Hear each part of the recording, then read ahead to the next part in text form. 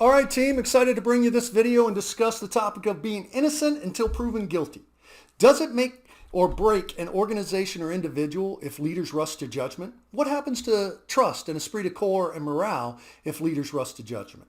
That's the subject of today's Ask Top episode, so stay tuned.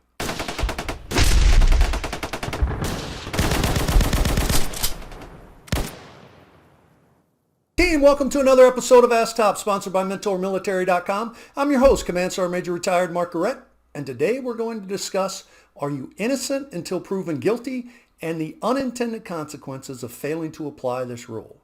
Hey, before we get started, I'd like to encourage you to stop by MentorMilitary.com. They sponsor Ask Top and have a great selection of products, tools, and software that will allow you to spend more time leading your soldiers and increase your quality time with your family and loved ones. Trust me, you won't be disappointed.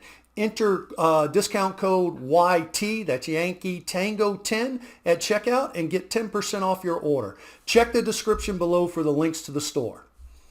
All right, so imagine you walk into work one day and your squad leader, platoon sergeant, platoon leader sits you down and explains that an individual has made a complaint about you and that you are being relieved of your position, or that you're being investigated for an issue and that you are being relieved even though the investigation has not started. How would you feel? Pretty pissed, I imagine. Unfortunately, this is frequently the typical reactions soldiers and leaders get when a complaint is made. It tears at the very fabric of our nation. We're supposed to be innocent until proven guilty. If this is the case, then why do people tend to want to jump the gun? There are various reasons. Inexperience, lack of maturity, the chain of command becomes emotional. Another reason is that some people tend to believe the first pieces of information that are shared with them, and they tend to make up their minds based on this information. I've even been told that if a soldier is accused of sexual harassment, sexual assault, racism, or other serious charge, as a leader, cut him loose.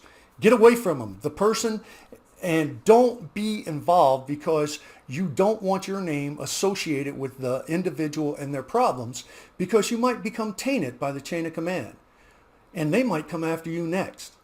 What? Really? People think that way? I mean, the soldier needs to be innocent until proven guilty.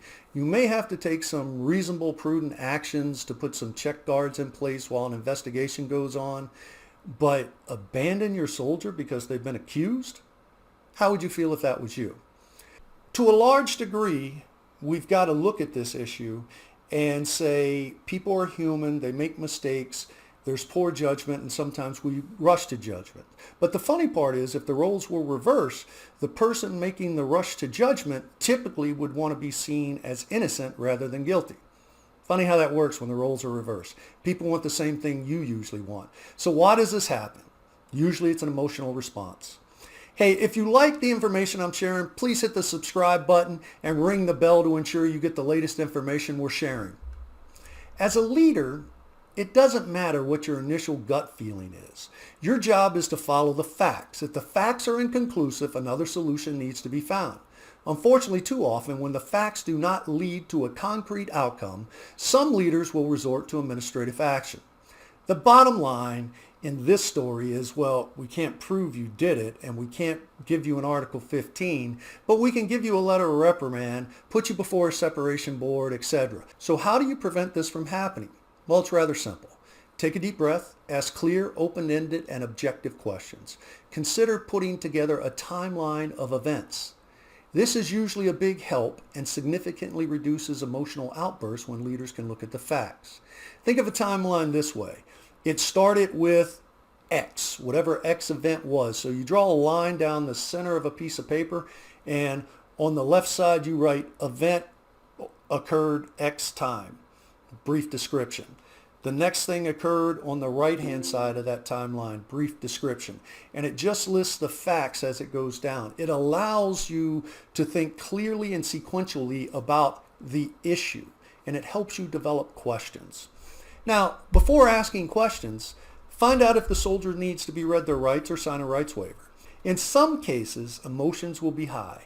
You have to get the individuals involved to calm down and just share the facts. Stick to the facts. Sometimes it's a senior member of the chain of command that wants to jump the gun.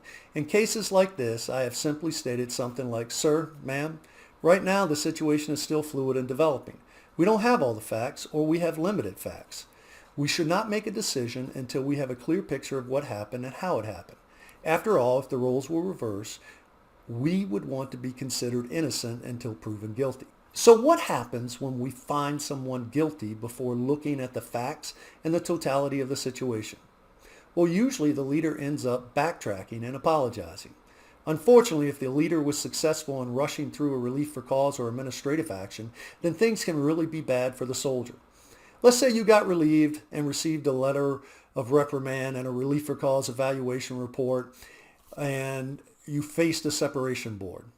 Then the investigation comes back and finds that you did not commit the acts you were accused of. You say, "That would never happen." I've personally seen it happen. What happens now? The soldier feels betrayed. They no longer trust the chain of command, and they are bitter about the Army and the unfair treatment they received. And how about the consequences that their family and loved ones had to endure?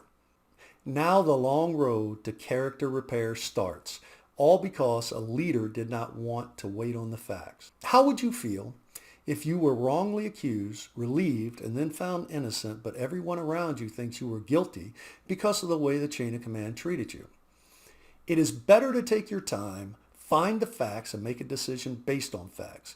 Making emotional decisions and decisions based on hearsay or lack of facts is detrimental to the soldier, the leadership, the unit, and the Army. After all, how hard is it to give someone the benefit of the doubt and wait a few days or a week for the facts to shake out? If you are a leader that cannot stand up to a little pressure when it comes to ensuring a soldier is treated fairly, you need to do a reevaluation of yourself and your values. After all, if the roles were reversed, you'd want the benefit of the doubt. Hey, once again, please consider visiting mentormilitary.com, top sellers, and hit the subscribe button if you like what we're putting out. Facts, facts, facts. If you don't have enough information to arrive at a concrete decision, then consider counseling the soldier about perceptions and actions they should take to reduce the likelihood of this or a similar incident happening in the future. Finally, never ask for administrative action against a soldier because you could not prove they did something. If you can't prove it, let it go. If the soldier is a substandard performer, they will do something else in the future that will bring them before you that you can make an assessment and a decision based on fact. Never go after a soldier. That's the bad thing to do. Don't do it. Let the facts speak and make your decision based on facts. Remember, while they say an administrative action is not punishment or punitive in nature, they surely have the unintended consequences of destroying a career and family. Hey, I hope you got something out of the information we provided today. Until next time, stay safe and stay healthy.